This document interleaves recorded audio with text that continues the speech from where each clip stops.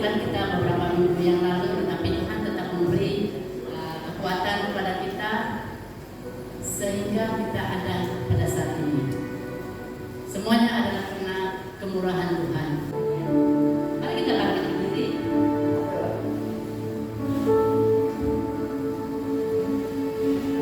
Kita bangkit berdiri. Kita naikkan pujian, pengucapan syukur kita karena Tuhan itu sangat baik. Di saat yang pagi yang indah ini, kita datang menghadap Tuhan dengan penuh kerendahan hati kita, memberikan persembahan yang terbaik untuk Tuhan. Apapun yang menjadi pergumulan kita, kita tinggalkan karena kita percaya Tuhan akan memberi jalan yang terbaik untuk menyelesaikan segala pergumulan kita. Yang ada pada saat ini adalah kita berhadapan dengan Tuhan, memberikan persembahan yang indah, berbawa harum di hadapan. Haleluya. Terima kasih.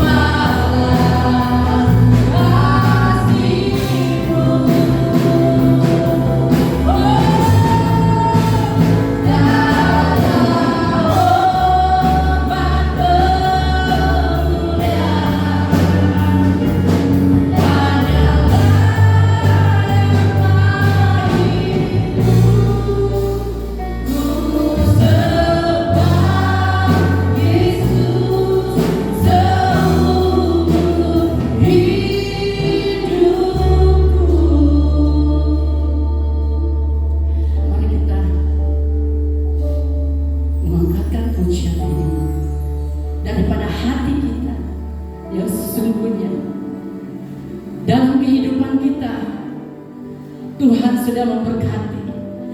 Dalam kehidupan kita, Tuhan sudah memulihkan. Dalam kehidupan kita, Tuhan sudah memberikan kita kesembuhan.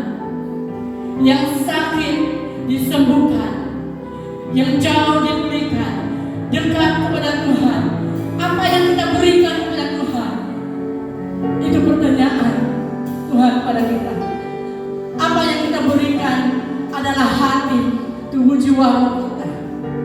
Haleluya, puji. Kita naikkan. Haleluya. Segala pujian dan syukur hanya bagimu, Yesus, Yesus. Dengan maka ku balas kasih-Mu.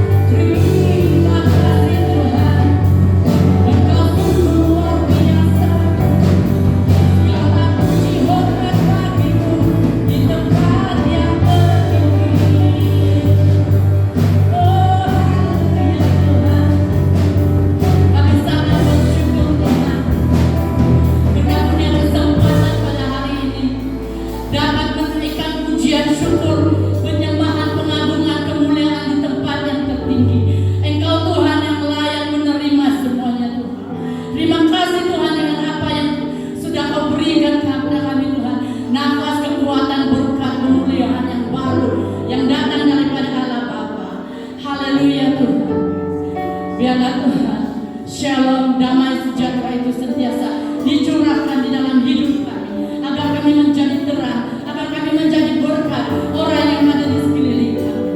Haleluya Tuhan, kami imani semua janji-janji-Mu pada kami. Haleluya ya Aba. Terima kasih Tuhan. Segala puji hormat hanya di tempat yang tertinggi. Haleluya. Amin.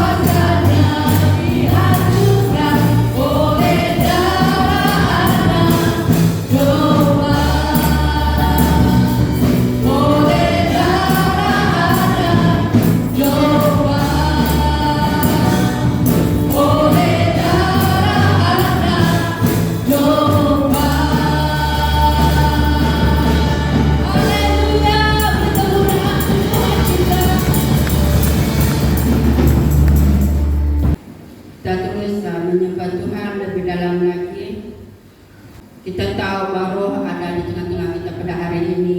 Kita membuka hati kita untuk jemahan roh. Kita merendahkan hati kita di hadapan Tuhan. Haleluya, Yesus, haleluya. Rohmu yang hidup penuhiku. Haleluya.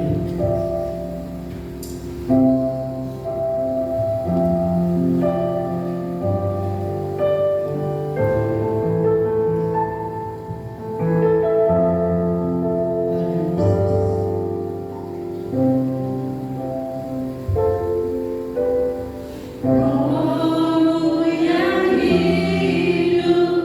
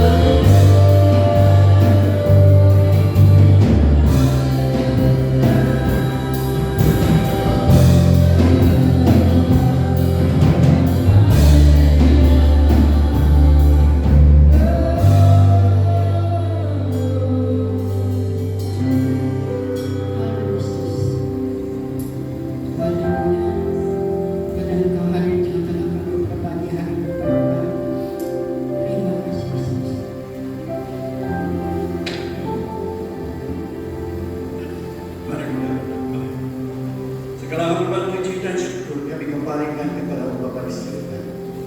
Karena Engkau Allah yang hidup oleh berkuasa, Allah segala Allah Tuhan, segala Tuhan Raja di atas segala Raja. Terima kasih Bapa di surga buat kesempatan di pagi hari ini. Kami datang kepadamu karena kami rindu, kami haus untuk menyembah Engkau, merindu untuk memuliakan nama-Mu ya Bapa di surga. Sebentar kami mau belajar tentang kebenaran firman-Mu ya Tuhan. Hamba tidak punya apa-apa, tapi hamba bersandar kepada Roh-Mu yang kudus, yang tertaruh di dalam hidup kami, supaya Roh-Mu akan memberi kami hikmah bijaksana di dalam kami menyampaikan kebenaran firman. Kami Tuhan, kami mau mempersiapkan hati kami. Biarlah firman itu dapat memenuhi hati kami, sehingga kami dapat mengenal Engkau lebih dekat lagi, supaya iman kami dapat dikuatkan, iman kami diteguhkan, sehingga kami sentiasa datang kepadamu, bersandar kepada-Mu, mencari kehendak-Mu di dalam hidup kami, supaya kami sentiasa berkenan di hadapan Tuhan. Terima kasih Bapa di surga, sebelum kami mau belajar tentang kebenaran firman-Mu, kami mau menyerahkan seluruh kebenaran kami dalam tangan Bapa di surga. Segala apa yang tidak berkenan kepada-Mu, kami mohon diampuni, mohon dimaafkan, mohon disucikan, dikuduskan dengan kuasa dalam yang Tuhan, supaya kami layak, supaya kami berkenan di hadapan-Mu. Karena Engkau Allah yang kudus, Engkau Allah yang berkuasa. Oleh sebab itu Tuhan, biarlah Engkau terus, Roh Kudus terus menyertai kami di dalam kami menyampaikan kebenaran firman-Mu. Biarlah kami sentiasa memfokuskan hati dan pikiran kami hanya untuk kemuliaan nama Bapa di surga. Terima kasih Bapa, terima kasih Tuhan. Ini doa kami, ini ucapan syukur kami yang kami naikkan hanya di dalam satu nama, yaitu nama yang teragung, nama yang termulia, nama Yesus Kristus, nama yang luar biasa. Semua kita sama-sama mengatakan amin, amin. Terima kasih kepada pemimpin pujian luar biasa. Terima kasih kepada anak-anak yang telah melayani kita lewat daripada tarian. Itu adalah untuk kemuliaan nama Tuhan. Saya bersyukur karena diberi kepercayaan untuk membawa kita belajar tentang kebenaran firman Tuhan pagi hari. Oleh sebab itu, saya mula-mula tidak nampak, tapi apabila saya melihat di dalam diagram, rupanya saya lihat bagian. Jadi oleh karena lama tidak menyampaikan kebenaran firman Tuhan, agak lama untuk mempersiapkan. Namun kita bukan mengandalkan kemampuan kita, tetapi kita mengandalkan Tuhan yang memberi kita hikmah di dalam kita menyampaikan kebenaran firman Tuhan. Mari kita melihat di dalam teks firman Tuhan di dalam Kejadian pasal yang ke-24. Kejadian pasal 24 ayat yang pertama sampai ayat yang keempat, dan ayat yang 10 sampai ayat yang 18. Saya rasa ini adalah ayat yang sudah selalu kita dengar. Ya. Kalau kita mau mengikuti ceritanya, kita boleh baca dari ayat pertama sampai ayat yang terakhir. Kita boleh baca di rumah dan kita akan dapat mengikuti ceritanya dengan baik. Oke? Mari kita lihat di dalam Alkitab kita. Saya baca yaitu di dalam Kejadian pasal 24 ayat pertama sampai 4 yang berkata demikian. Abraham sudah tua dan lanjut usianya, dan Tuhan memberkati Abraham dalam segala hal. Pada satu hari, ayat yang kedua, pada satu hari berkatalah Abraham kepada hambanya yang tertua di dalam rumahnya, dan yang diberikan kuasa atas segala sesuatu yang dimilikinya. Letakkanlah tanganmu di bawah pahaku. Ayat yang ketiga, kalau aku minta, kamu bersumpah demi Tuhan Allah semesta langit dan Allah semesta bumi, bahwa kamu tidak akan mengambil seorang istri bagi anakmu dari kalangan anak perempuan Kenan. Kanaan. Oke. Sekalipun aku tinggal dalam kalangan mereka.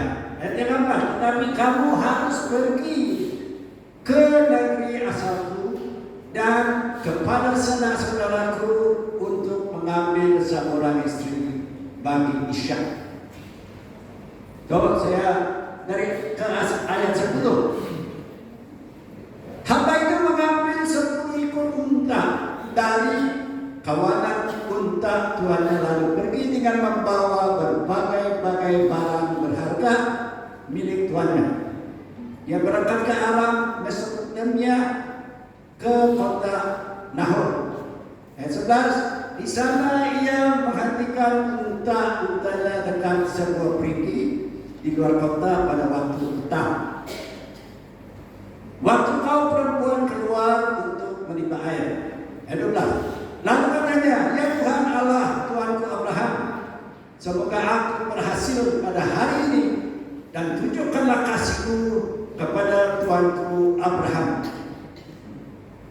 Lihatlah, aku berdiri dekat mata air ini dan anak-anak perempuan penduduk kota ini datang untuk menimba air. 14, kalau aku berkata kepada seorang gadis, tolong turunkan buyungmu dan beri aku minum, dan dia menjawab, minumlah. Unta-untamu pun akan kuberi minum. Maka dialah orang yang engkau tentukan bagi hambamu Ishak. Dengan cara itu aku akan tahu bahwa engkau telah menunjukkan kasih kepada Tuanku. Ya, menunjukkan kasih-Mu kepada Tuanku. Oke. Ini versi Konyo. Alkitab versi Konyo. Oke. Ini adalah merupakan satu kisah yang paling menarik. Paling menarik yang diceritakan dengan sangat indah dalam perjanjian lama. Kisah ini menggambarkan pernikahan dan perjodohan di antara yang diatur menurut tradisi negara Timur Tengah. Pada ketika itu, di mana hadiah-hadiah yang diberikan oleh hamba Abraham itu merupakan tanda ikatan pertunangan. Kalau kita sekarang ini mesti pakai cincin bila kita pergi pertunangan, tetapi mengikut tradisi orang Timur Tengah mereka memberi barang-barang. Ini pun tidak tahu orang dia sendiri juga yang bisa. Oke, berlainan dengan apa yang kita punya tradisi tentang mencari istri kepada anak. Maka dapat kita simpulkan bahwa Allah yang dengan jelas menuntun hamba Abraham ini dalam setiap tahap jalan itu pasti bisa jadi. Oke, lewat daripada pembicaraan kita tadi, saya mengambil satu tema yaitu mengenal kehendak Allah. Mengenal kehendak Allah. Oke, sini saya mau menjelaskan definisi tentang kata kehendak. Kehendak adalah keinginan, kemauan, atau pengharapan. Itu kami sedikit tentang pengertian kehendak. Apa yang kita mau, apa yang kita inginkan, itu artinya kehendak. Apa yang kita mau. Oke.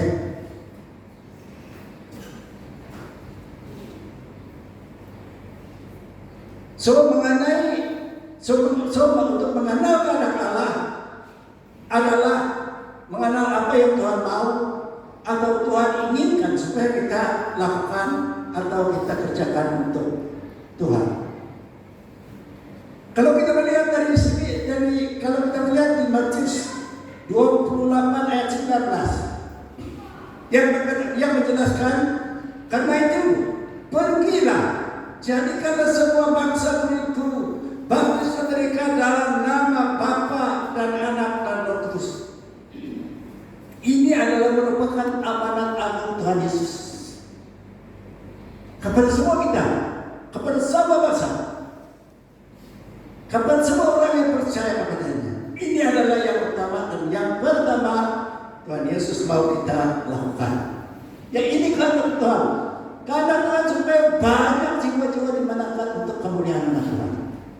So ini adalah merupakan kehendak Tuhan bagi kita sebagai orang yang percaya kepadanya. Oke? Nah, bagaimana kita mengenal kehendak Tuhan? Kita belajar sedikit bagaimana kita harus mengenal kehendak Tuhan.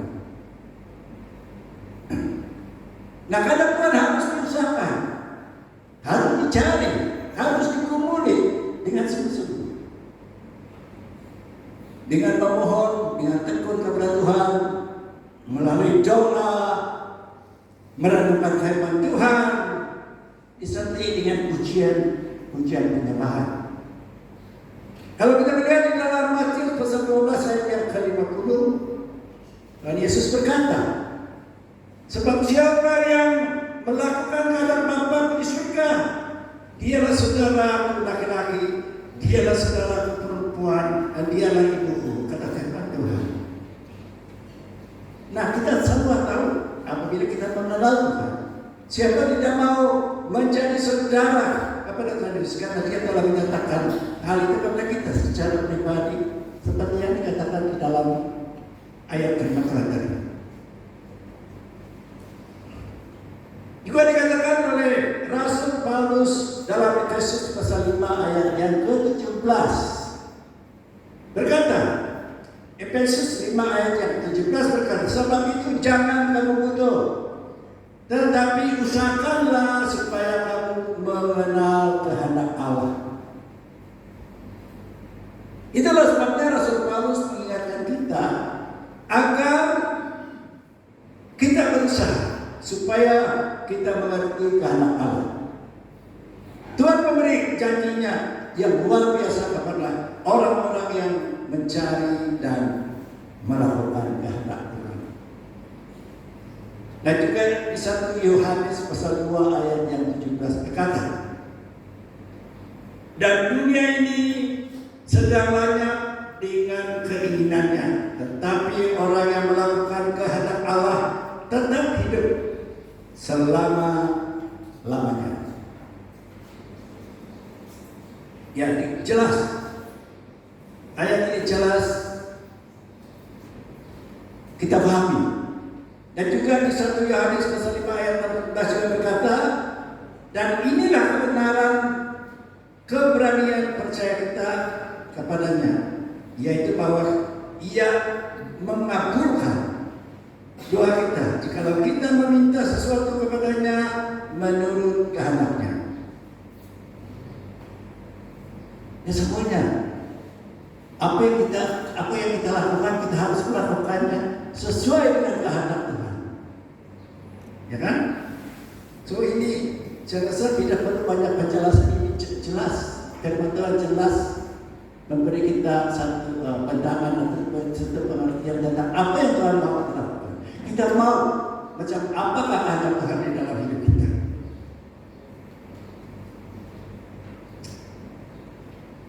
Dalam berdoa kita harus tunduk kepada Allah dan memohon supaya kehendaknya terjadi di dalam hidup kita. Di ayat yang 13 kita mengetahui kehendak Allah di dalam banyak hal. Karena dinyatakan di dalam Alkitab. Nah, di sisi lain juga kehendak Allah hanya dapat diketahui ketika kita sungguh-sungguh mencari. Nah, untuk mengetahui kehendaknya mengenai sesuatu hal atau sesuatu keadaan, kita minta dengan yakin dan iman. Apabila kita melakukan itu, kita mengetahui bahwa Allah mendengar permohonan kita, maka maksudnya bagi kita akan tercapai. Nah, kembali kita kepada teks firman Tuhan yang kita telah baca sebentar tadi. So Abraham menyuruh hambanya Eliezer untuk mencari istri yang berkenan dan dikehendaki Tuhan bagi anak Ishak.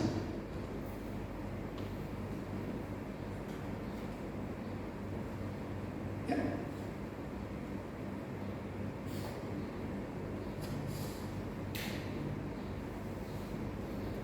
Abraham sebenarnya juga tidak tahu secara pribadi siapakah judul yang ditentukan Tuhan untuk anaknya. Tetapi Abraham tahu tentang apa yang Tuhan tidak mau secara prinsipnya. Ya kan? Abraham juga dia tidak tahu karena anaknya mau mencari istri, dia juga tidak tahu siapa yang akan menjadi istri Ishak. Tetapi dia tahu apa yang Tuhan tidak suka yang dia lakukan, atau perempuan yang Tuhan tidak suka yang akan diambil untuk istri kepada Ishak. Oleh karena itu ia berkata kepada hambanya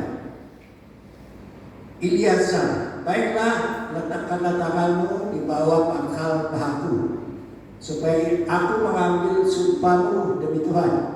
Rupanya orang Timur Tengah ini kalau ambil satu perjanjian atau sumpah, dia harus menaruh tangan di bawah pangkal pahanya. Luar biasa.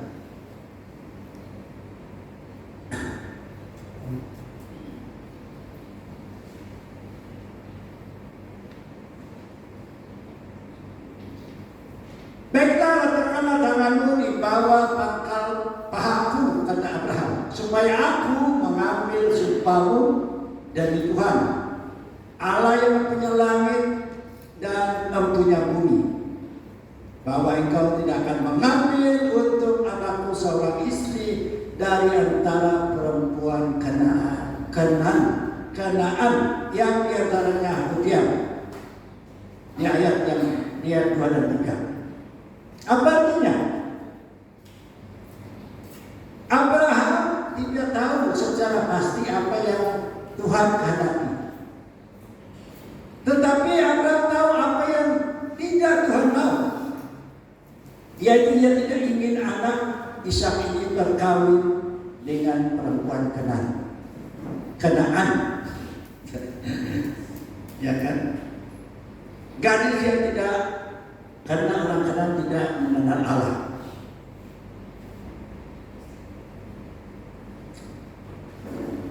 Ini yang kuncinya yang pertama. Kalau kita ingin mengenal anak Allah, maka kita harus kenal dulu apa yang Tuhan tidak mau, yang harus kita hindari dan harus kita jauhi dalam kehidupan. Nah, di sini Abraham berpesan kepada Eliezer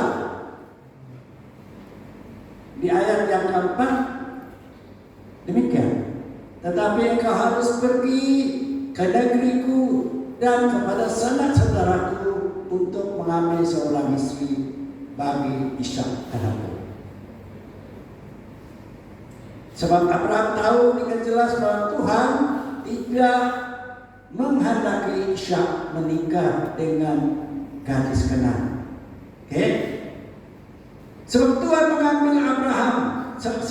memanggil Abraham dan keturunannya serta memilihnya untuk menjalani hidup yang terpisah dari orang di sekitar.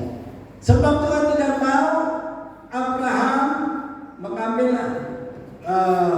wanita Kanaan untuk diperistrikan kepada Ishak, karena Tuhan telah memilih Abraham.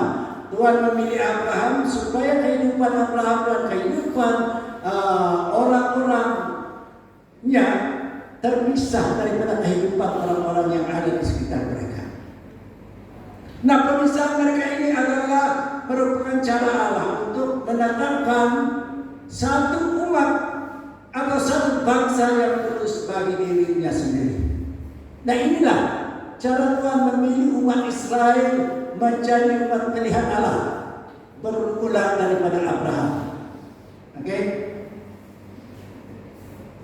Ini cara Tuhan yang luar biasa, karena di dalam dunia ini hanya orang Israel adalah menjadi pilihan Allah. Dan satu bangsa yang diberikan oleh Allah secara langsung dari surga.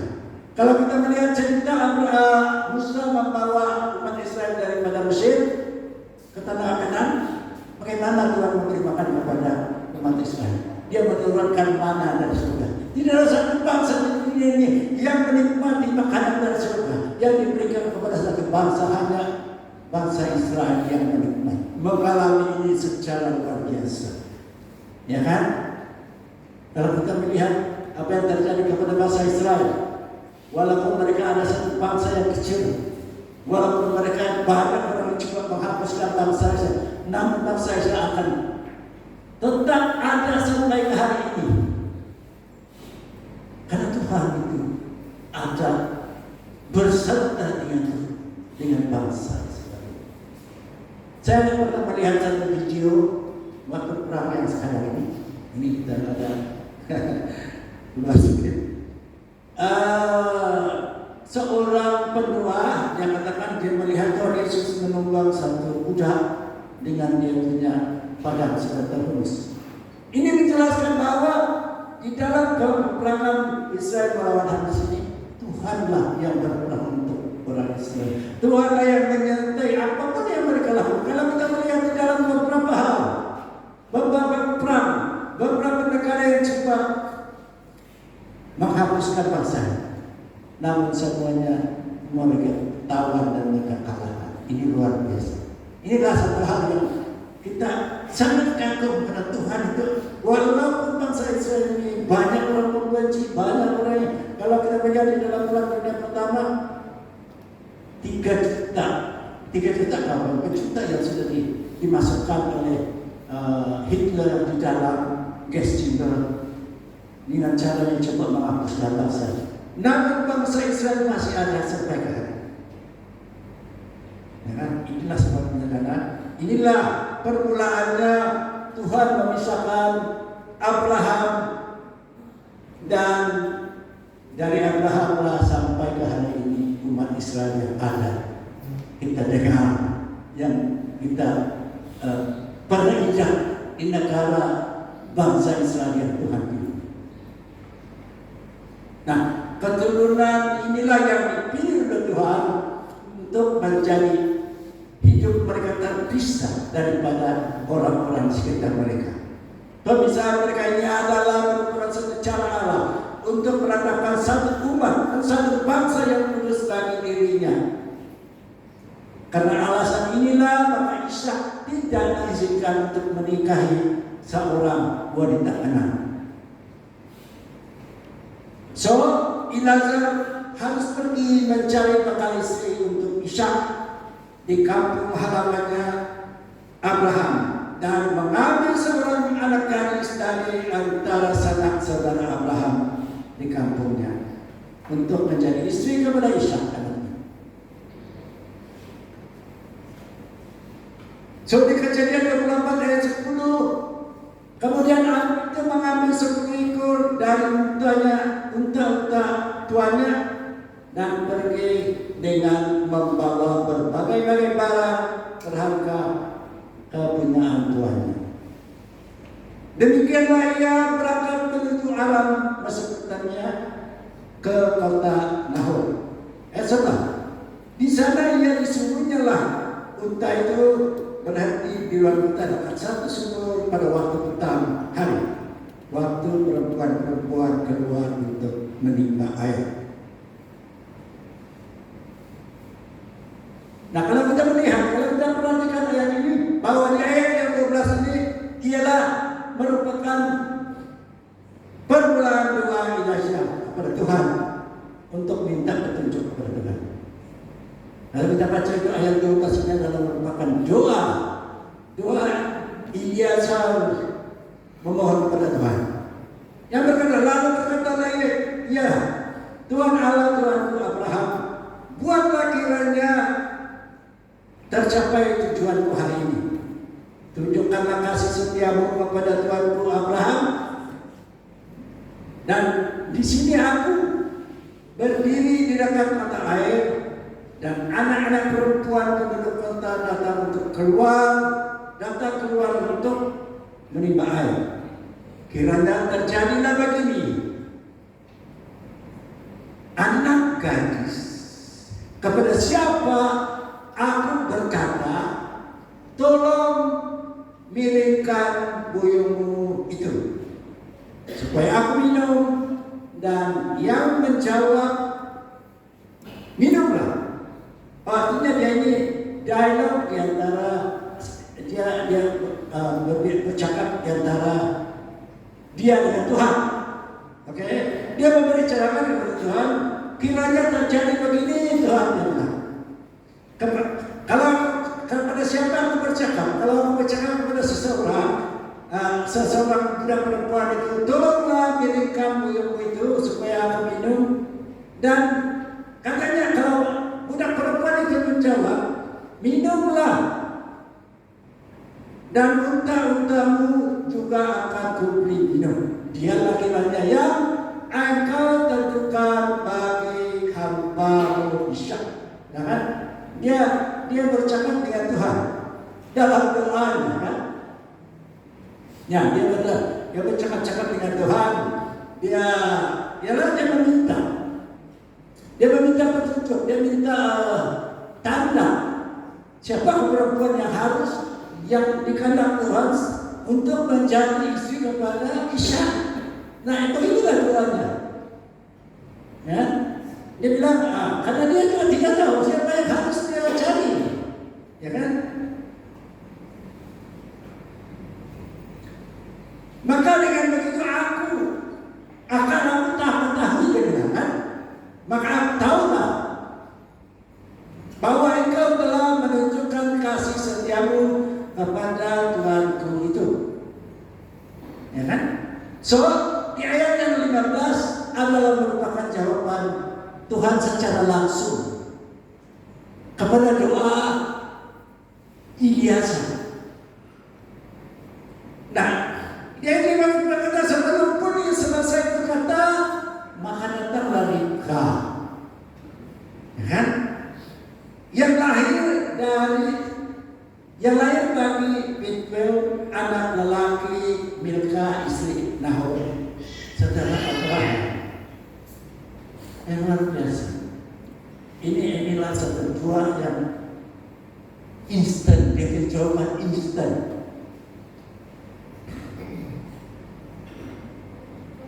Saudara yang dikasihi Tuhan, kalau kita melihat jalan cerita bahwa Eliezer ini merupakan seorang yang setia, orang yang saleh, orang yang sentiasa mendekat kepada Tuhan. Seorang yang saleh, dia selalu mencari Tuhan melalui doanya. Ya kan? Nah, kita ini menunjukkan bahwa setiap langkah, setiap perjalanan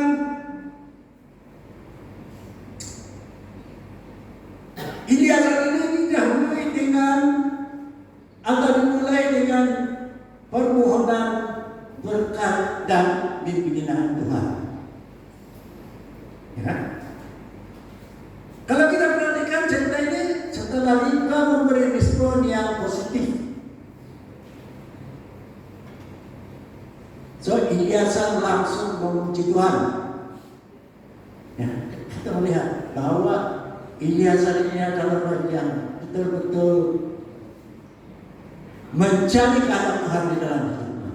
Dia betul-betul mengenal kehendak Tuhan di dalam hidupnya. Karena Abraham adalah orang pilihan Tuhan, maka orang-orang di sekelilingnya juga mencari orang-orang yang aktif di dalam mencari kehendak Tuhan, di dalam melayani pekerjaan Tuhan. Okay? Nah, kalau kita melihat Eliezer ini merupakan seorang yang saleh, orang yang sentiasa mencari Tuhan melalui doa. Nah, kisah ini menunjukkan bahwa setiap langkah perjalanannya didahului atau dimulai dengan permohonan berkat, bimbingan dari Tuhan. Nah, kalau kita perhatikan cerita ini, setelah Ribka memberi respon yang positif, Eliezer langsung memuji Tuhan. Kalau kita melihat yang ayat 26, lalu berlututlah orang itu maksudnya Eliezer, sujud menyembah Tuhan. Karena dia sudah tahu bahwa Tuhan telah menjawab permohonannya, Tuhan telah menjawab doanya. Lalu dia berlutut dan sujud menyembah Tuhan. Serta berkata, ayat 27, terpujilah Tuhan Allahku Abraham yang tidak menarik kembali kasihnya dan setianya dari Tuanku itu. Dan Tuhan telah menuntut aku di jalan ke rumah saudara Tuanku ini. Nah, luar biasa. Saudara yang dikasih Tuhan, ketika menghadapi keadaan yang tidak dapat menggunakan akal pikiran, Eliezer memohon petunjuk kepada Tuhan. Begitu juga lah di dalam kehidupan kita. Ketika kita tidak mampu melakukan apa-apa, kita hanya dapat berdoa, dapat berlutut, merendahkan diri, bersujud di hadapannya untuk memohon pertolongan dan petunjuk daripada Bapa di surga. Nah, saudara yang dikasih Tuhan, dalam kita berdoa dan bergumul kepada Tuhan, tentu kita tidak selalu mendapat jawaban secara langsung seperti yang dialami oleh Eliezer itu. Mungkin kita berdoa sudah bertahun-tahun, ada orang bertahun-tahun berdoa belum mendapat jawaban. Tapi kalau kita melihat cerita Eliezer ini, dia berdoa langsung terus Tuhan jawab. Kenapa? Masih ada sebab. Karena dia selalu rapat dengan Tuhan, ada hubungan yang sangat baik dengan Tuhan. Apa yang dia minta, Tuhan akan kabulkan.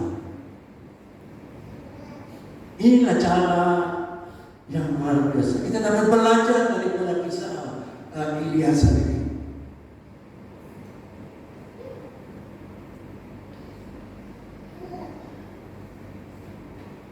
Karena dia bercakap-cakap, belum pun habis dia cakap, dia sebetulnya belum pun habis dia berdoa, Tuhan sudah jawab.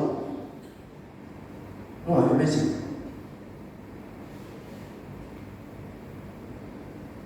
Bagi kita, memang kita lakukan, tetapi di dalam kita menjalani hidup kita, di dalam kita menjalani perjalanan hidup kita banyak tantangan. Saya rasakan itulah sebab-sebabnya kenapa banyak halangan-halangan yang coba menghalang. Orang bilang di situ kerja 24 jam, coba menghalang supaya kita jangan dekat kepada Tuhan. Ya, ini kerja iblis. Ya, sebab itu kalau kita melihat ceritanya ini luar biasa kan.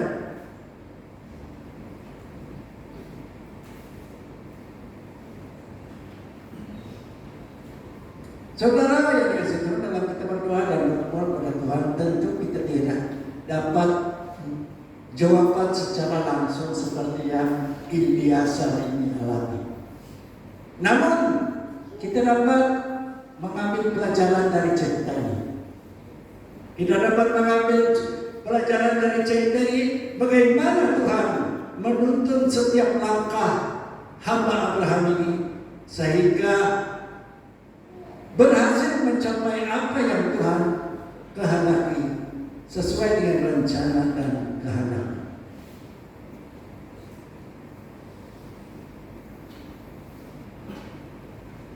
Untuk memilih dan menentukan suatu umat, menentukan satu umat atau satu bangsa menjadi milik kepilihannya melalui panggilan Abraham ini, maka seluruh dunia diberkati. Nah, kalau kita melihat cerita ini bahwa bermulanya Abraham dipilih oleh Tuhan sehinggalah kepada anak Ishak yang menjadi keturunan bangsa Israel, yang diasingkan, yang dipisahkan daripada bangsa-bangsa lain, sehingga menjadi umat pilihan Allah. Dan melalui Abraham kata firman Tuhan bahwa semua seluruh dunia diberkati. Luar biasa. Thank you Tuhan. Demikianlah firman Tuhan. Walaupun secara dekat saya percaya cerita ini memberi kita satu pelajaran yang luar biasa. Bagaimanakah seorang yang lebih mendekat diri kepada Tuhan akan menjawab doanya secara langsung. Kalau kita dapat sampai ke tahap ini, saya rasa itu hal yang luar biasa. Ya kan? Kita semua mau seperti itu. Kita mau semua seperti itu. Tetapi dalam, sebagaimana saya katakan, dalam perjalanan kita banyak hal, setiap hari banyak tantangan yang kita hadapi di dalam, baik itu dari segi pikiran kita, baik itu dari segi perkataan kita, sikap kita, yang coba menghalang, yang coba membuat kita tidak lebih dekat kepada Tuhan. Ini memanglah sungguh-sungguh ini satu hal yang sangat susah kita mau mencapai ke tahap ini, tetapi tidak mungkin. Karena Abraham juga, Eliezer juga manusia biasa seperti kita,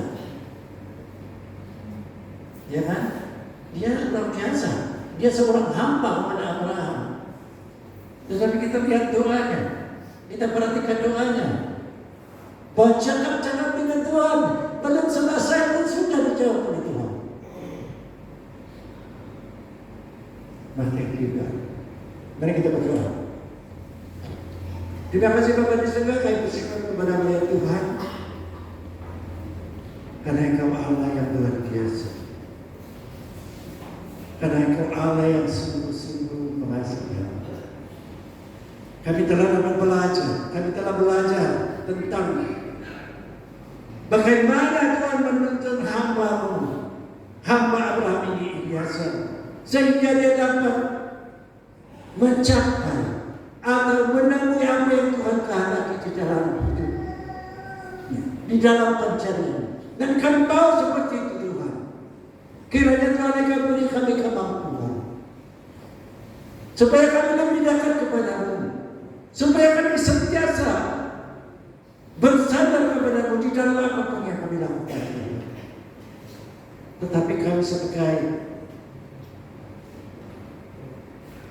orang yang banyak kekurangan, banyak keterbatasan, banyak kelemahan.